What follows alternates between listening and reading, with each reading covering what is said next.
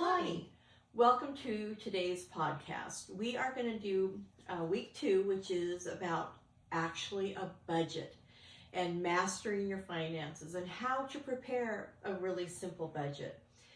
Next week, week 3, we're going to go into how to live debt-free and credit card, how to pay them off, how to manage them.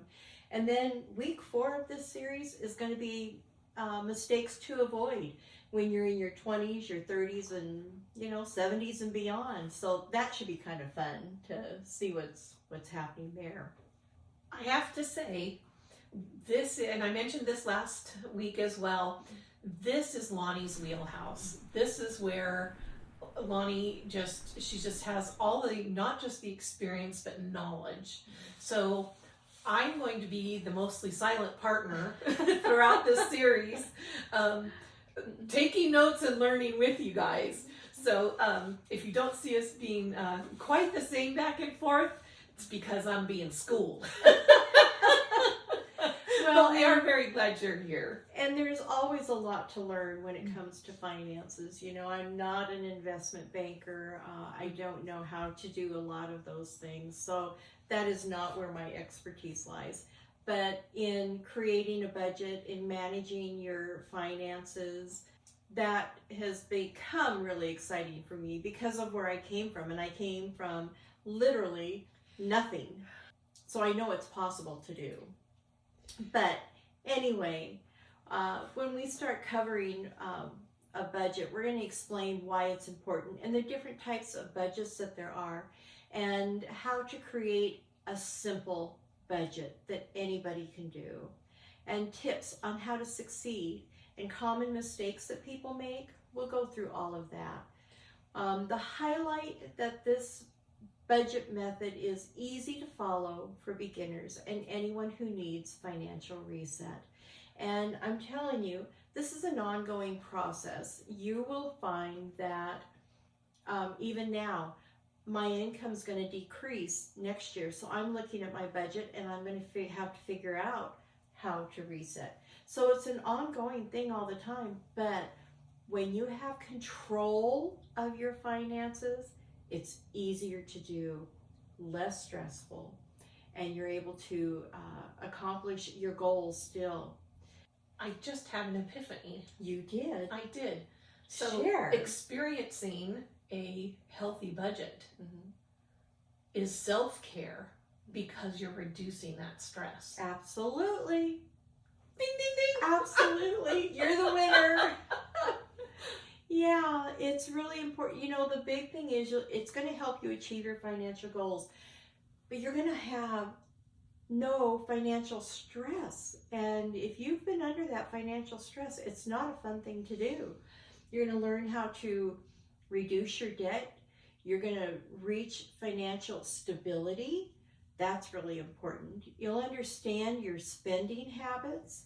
You'll be able to track your expenses, allowing you to save more money and to make better financial decisions. Believe it or not, it helps with marriages. I would think. Yeah. I would think. Well, to have that communication and that understanding of whose role is what, where's the money gone, where's the money coming from. And when you sit down as a couple to talk about finances, it should be a no-blame zone. When you sit down to talk, you should say, we need to figure this out together and what we can do, each of us, to make this work better than what we're doing currently.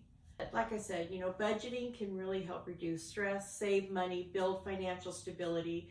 You can control your finances, which really helps overspending. You'll be able to grow your emergency fund and pay down debt. There's a whole lot of benefit here.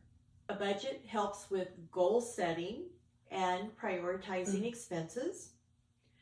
Knowing the interest rates on loans and credit cards will allow you to decide how to pay them off, which is going to be the priority. You can plan for seasonal expenses, and budgets are easily adjustable. Types of budgets. There's a zero-based budget. We're going to talk about the different types here. Zero-based. Zero-based budget Okay. is one of them. And I don't really care for this one because all the money is allocated to all the expenses, whether it's a need or a want. So at the end of the month, you have nothing left over. Personally, I don't recommend this because it ends up pushing you to rely on credit cards. And that's not where you want to be. The other one, the next budget type is a 50-30-20 budget. Well, this one will take 50% of your income and allocate it to your needs. 30% will get allocated to your wants. And then 20% will go to your savings. But in today's economy, I know, in today's economy, it should be more like 75% of our income goes to our needs. But you've got to start somewhere. This one I'm not real crazy about either because it doesn't give you that wiggle room to be able to pivot and adjust as your income and expenses are changing. So I'm not real crazy about this one either. It seems complicated. It is complicated. Some people use it, they do fine with it, but the one that I really like is basically an envelope system. And that's similar to the spreadsheet that we'll discuss later that I've put together. And this is where you designate an envelope for each spending category. So when you get your paycheck, you know that from every paycheck you need X amount of dollars to be able to pay your rent or house payment on the first of the month. So that money goes into that envelope. You know how much you need for groceries. You know how much you need for gas, electric, water, trash, phone, cable, car payment, gas for the car, insurance, registration on the vehicle. So you've got all those things figured out and you have all your envelopes labeled, and then the money goes into it appropriately. So when that bill comes due, you have it. I'm basically doing the same thing, but on a spreadsheet. And you'll be tracking every month what those expenses are. Now, I will tell you this, if you've not done a budget before, you're not going to be aware of all of your expenses and when they're coming due because you've just been robbing Peter to pay Paul and paying the one that's on fire at this particular moment and putting that fire out. So we're going to try and get you out of that with this system. Okay. We're going to have a step-by-step guide to creating a simple budget. And step one is to calculate your income. Knowing your income informs you on how much money you have to spend each month. And if your income is based on commissions, that can vary, but you can average out what you made from the previous year. And you can go to your tax return and get that information. You had to give that amount to your tax preparer regardless. And when you're estimating, if you have to estimate your income, estimate low, okay? You want to estimate your income low and your expenses high. That way you've got that buffer when things are a little more or less than what you expected. You want to include all sources of income, whether it be a salary, freelance, side hustle, whatever money is coming in, interest on whatever accounts you might have. You want all that listed in one spot so you can see a real picture of how much you are making each month. The next step is to list all of your expenses. And I have several spreadsheets that we're going to have attached to this, and they're all free. The spreadsheet for your monthly expenses, I've broken it down into your income section, your living expenses, which are needs, and then your wants, which are your other expenses. So you can see very clearly where your money is going. The needs are your house, your rent, utilities, food, a car payment, insurance and registration would go along with that. Car gas would go along with that. Your wants are going to be when you're eating out. Credit card debt. Now I've got credit card debt and a want because typically If you're putting stuff on your credit card, you haven't saved up the money to be able to pay cash for it. And credit cards are good to have for an emergency. You know, if your car breaks down, you've only got a couple $100 saved, but it's going to cost you $1,200. It's good to have that credit card to fall back on, but you don't want to be using it for day-to-day expenses. Social clubs, subscription, magazines, you know, those kind of things, those are all wants. You don't have to have them to survive. The difference between a need and a need is the roof over your head, the clothes on your back, and the food in your belly, and utilities. You know, when I'm talking about clothes, I'm talking about, you know, basic generic clothes. You don't need to be getting Louis Vuitton or Versace or any of those. But think about also the food that you're eating. You know, can you grow your own vegetables? There's different little things that you can do that you can really cut back on some of your expenses. See if they have a community garden. You could be part of a community garden and, you know, grow and harvest and meet people. And it's a lot of fun to get out there. If you haven't done it, I really recommend giving it a try. I have a question. Absolutely. You mentioned subscriptions, and my brain went to things like technical journals, investments in associations directly related to the career.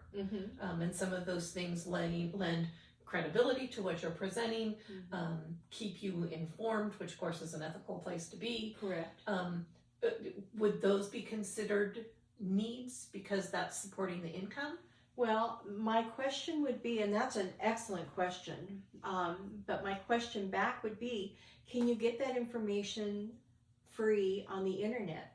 Are there reputable sources that you can tap into to stay on top of whatever changes are? And you could actually favor those sites and go and read their updates there. So, you know, that is an excellent question, and that's going to have to be a decision that you would have to make for yourself.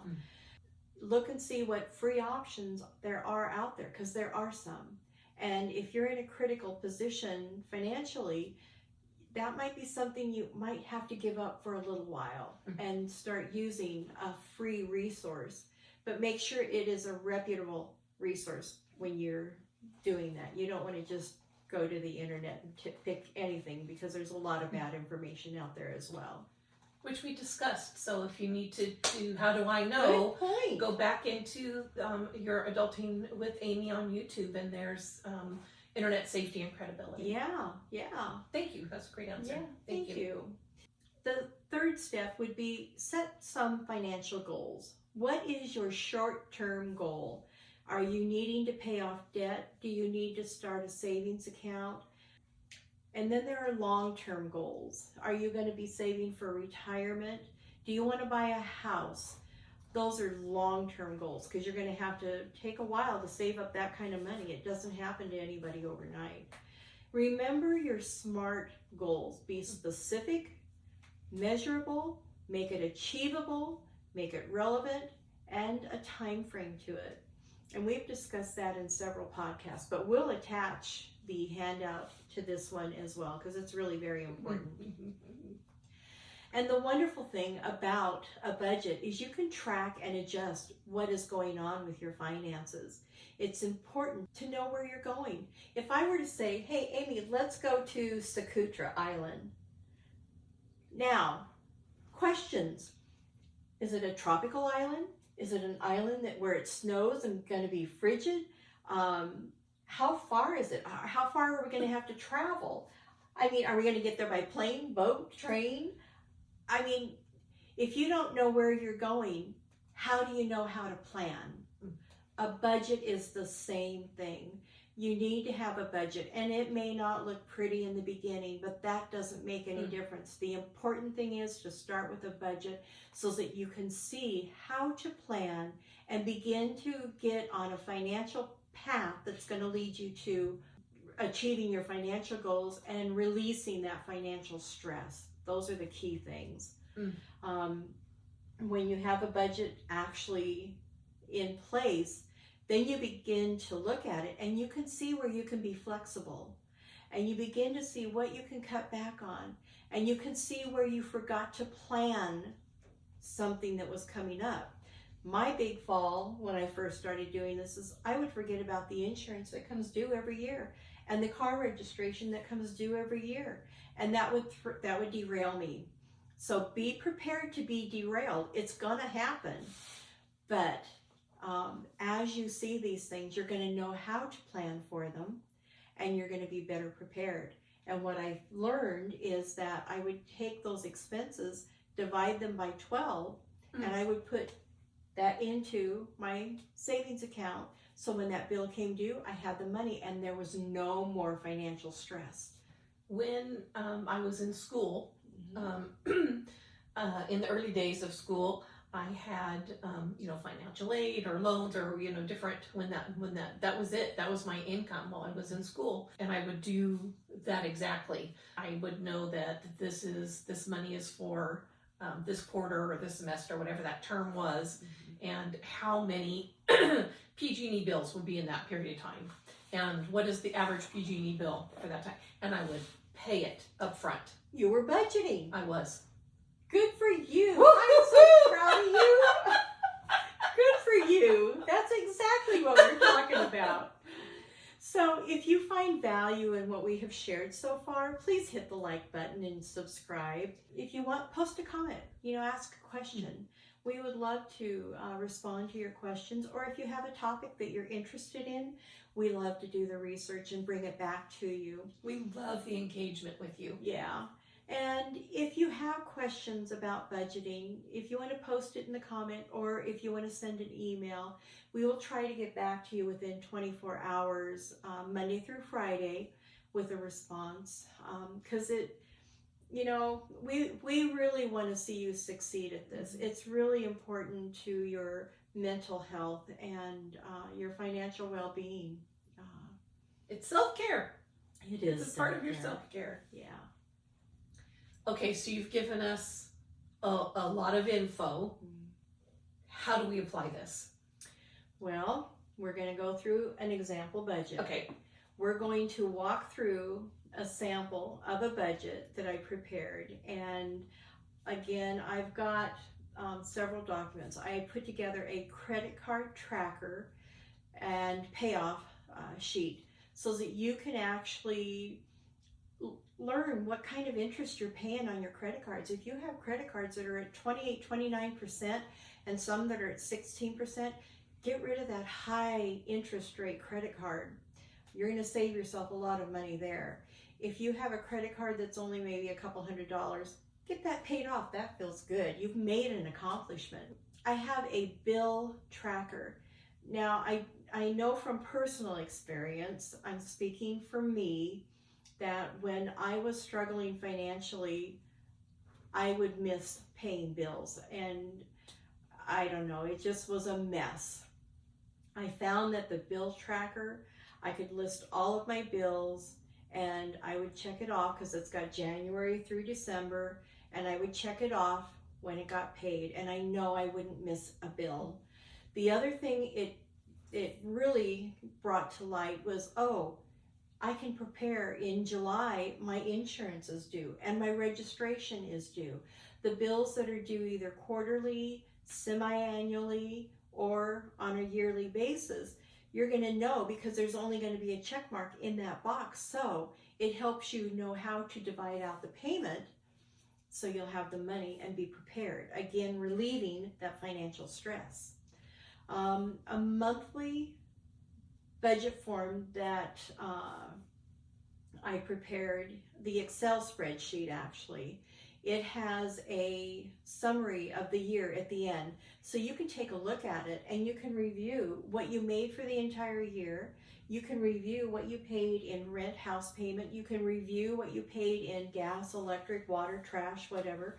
And the cool thing about that year in review is that you can see where you may have overspent, and go back to that month and say, oh, I forgot about that bill, because you're not going to remember everything. You know, there's a lot that goes on in our lives anymore.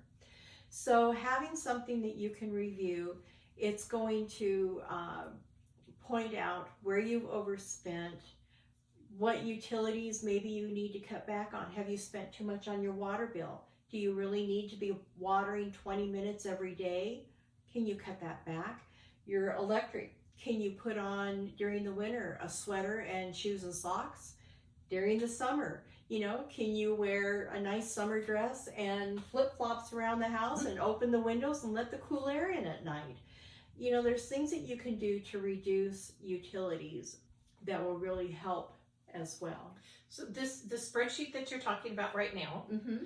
this is one that you are providing? I will be providing it. Okay. It's going to be in handout in the description box down below.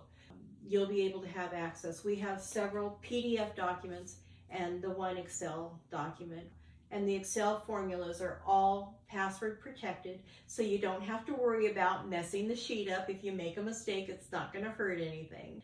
The other thing, And I'm sorry, that's okay. but this Excel, the Excel spreadsheet that you've created for us, Mm-hmm. it's confidential. Mm-hmm. I get to download it onto my computer Absolutely, and use it my way. absolutely. And the formulas, the tallying types of things Mhm. are locked. They're locked.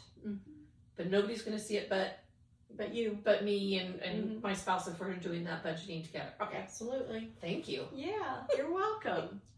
So, and the great thing about this having a budget, it's going to show you, do you have a shortage of income? Because there's only two ways a budget can be fixed if you're having a problem. One is if you're not making enough money, you're going to have to get out and get another job, find another way to make income, a side hustle, whatever. Or are you spending too much? And that's going to come to light. You know, boy, I didn't realize we were spending that much eating out at restaurants. You can cut that back. Wow, I didn't realize that, you know, we were spending that much money on clothing.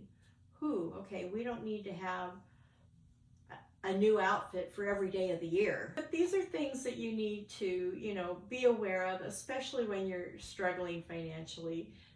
Having that knowledge will allow you to make a decision to get you out of the crisis that you're in. Tips for success. Okay, I'm going to share a few. okay, I'm listening. Okay. Keep consistency. It is really important to be consistent. Now, I will tell you that budgeting does take a little bit of time. It's not an all-day project. It doesn't take all week. You know, allow yourself maybe a half an hour to go through and write down what it is. The first one you do will be the most difficult because you're having to do something you're not familiar with. You know, you're having to pull the information from where your income has come from or the bills that you've been paying. So the first one will be the most time consuming. But once you've got that information down, it's going to get easier because all you do is copy what those bills are onto the next one and then what you paid. And I guarantee you, you're going to forget about the insurance, about the registration, and those are going to come up and blindside you, and you'll write them in, and then you'll be aware to prepare for them next time. There are budgeting tools that you can use. A lot of the banks have a category where they will track your spending, and it's done when transactions are recorded. But they don't have everything. They don't have the cash that I've been spending. So I prefer to use my spreadsheet. I always go back to my spreadsheet. I can just plug in everything. I save my receipt, I throw it on my desk, and then when I come in, I sit down, I'll plug those receipts into my budget. You know, banks don't have the ability to know what you've spent on cash. So the other thing that is that I suggest, you keep it realistic. This is your own personal tracker. It's not going to be seen by anybody else. It's really important that you be honest with yourself. And like I shared earlier, your income, you want to decrease if you're estimating what your income is. You don't want to exaggerate on that because you're going to end up falling short every time. Your expenses, go ahead and exaggerate on your expenses because that's going to make you spend less money so that you are prepared to pay for those expenses that might be a little higher than expected. Okay, so I have income of $1.75. Mm-hmm. I'm gonna call that $1.50 Mm-hmm. for my income. Or even $1. Okay. Round it down. Okay. Round it down to an even amount makes it easy. Okay. If you're estimating. And by the same token, then I've got a bill for $1.75. I'm going to estimate it at $2. Yes. Gotcha. Okay. Now, what would that tell you? You're short on income by $1. So what does that tell you? You'll need to get a side hustle if you want to get ahead of the game. So this is where a budget comes in.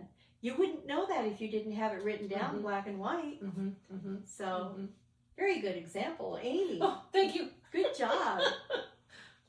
Keep it honest. Keep it realistic. You want to see the true picture of what you're dealing with so that you can make informed decisions that are smart decisions.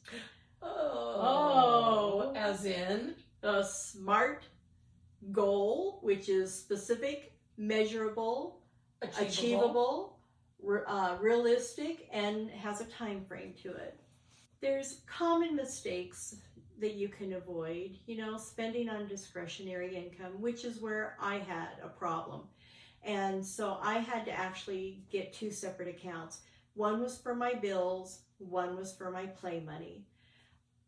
I know exactly what I need to pay for my bills, all of them, even the ones that I pay yearly, twice a year, 3 times a year. I'm preparing for all of those.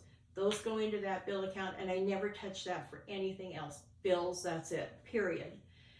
Then I have my little fun money account, and that I can spend however I want. And because I know what's in there, I can't overspend.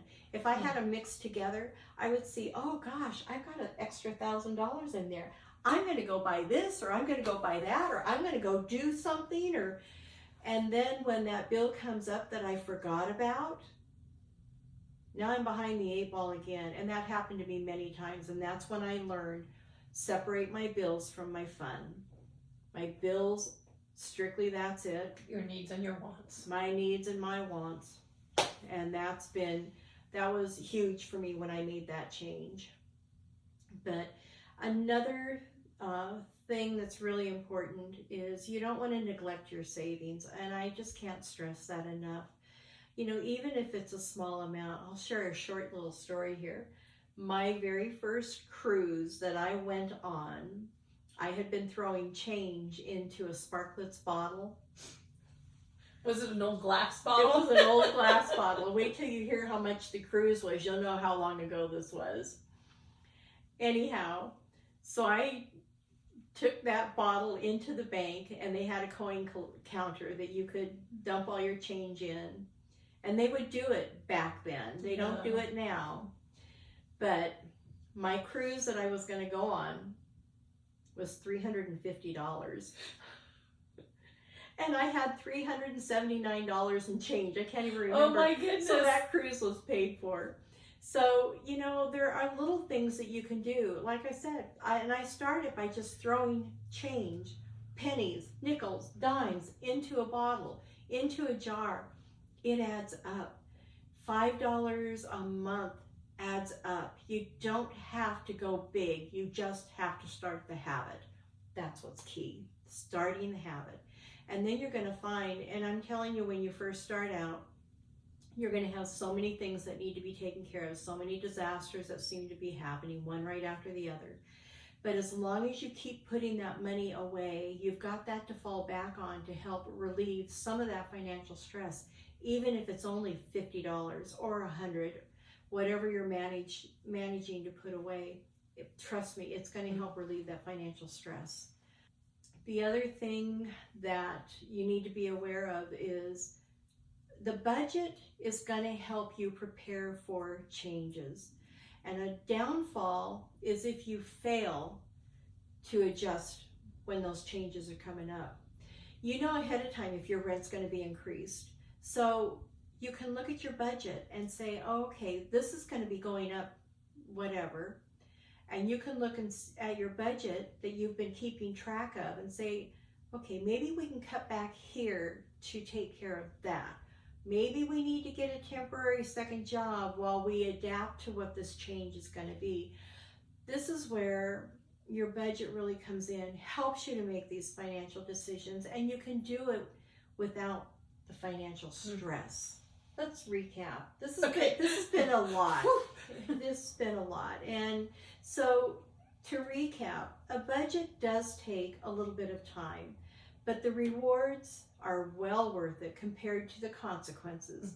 The financial freedom compared to financial stress is huge. It's with your mental health, with your physical health, with your outlook on life, your attitude. It affects a whole lot. And if you don't have a budget, you know, you're never going to have enough money because you never know where the money's going. I promise you this, that keeping a budget is going to cause less financial stress once you get going, and you'll be able to pay your bills on time and have a little extra money. The main steps to start a budget: learn where you are, figure out how you can cut back or increase your income, whichever is needed, so you can start a little bit of savings. And I encourage you to start now. Do it now so you can get familiar with it through the end of the year. And, you know, we're heading into holiday seasons where things get expensive. So this is a good time to start. Then come January, you're going to be ready and prepared. And you're going to have goals that you're going to want to reach through the year and be prepared for the next holiday season. I have a Christmas savings specifically where money goes out to it because I know I don't want to have to come up with that extra money on my own. So that helps, and it doesn't hurt to have that little bit going away every month. But anyhow, if you have any budgeting questions or problems, email us, put it in the comment section. We'll try to get back to you within 24 hours, Monday through Friday, and to help support you through becoming successful at managing your own budget. If you're not comfortable with an Excel spreadsheet or the PDF forms, they do have mobile apps that you can use, and I have a list of those as well. And there is one that is free, and the others do have like a 30-day free trial, and then there is a monthly subscription that goes along with it. But if this is a format that you're used to, that you're comfortable with, that's an investment. You can look at it that way, but if you're financially struggling, I would suggest using the free one. And those that have monthly subscriptions, wait until you've gotten out of the hole to maybe graduate on to those that cost extra money.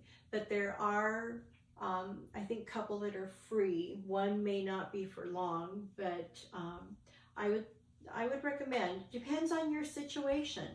You know, if you can afford it, do it. That's fabulous.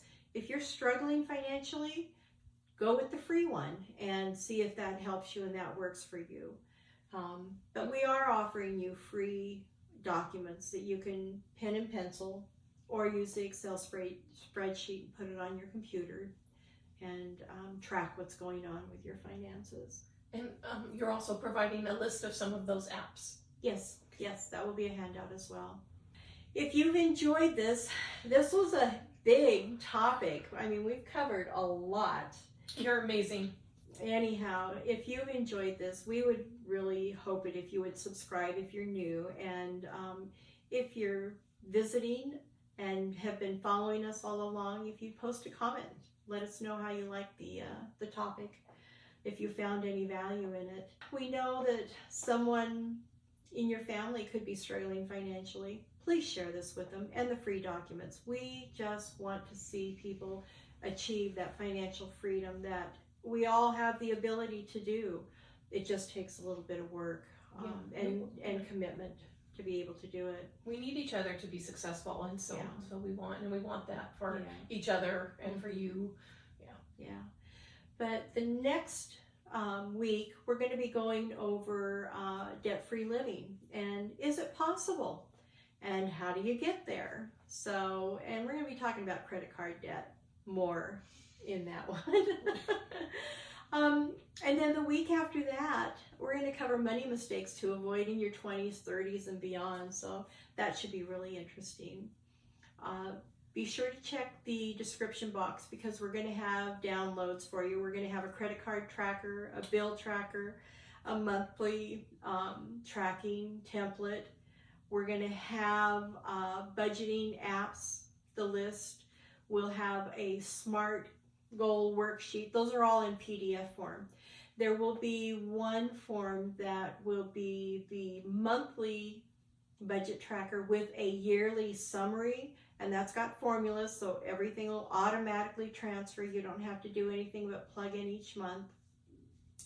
And the formulas on that Excel spreadsheet are all locked, so you won't be able to go in and accidentally change anything and then wonder why your numbers are off. We want to thank you for hanging in there all the way to the end if you're still here. And I just want to say thank you and have a fabulous week. Be well. Bye.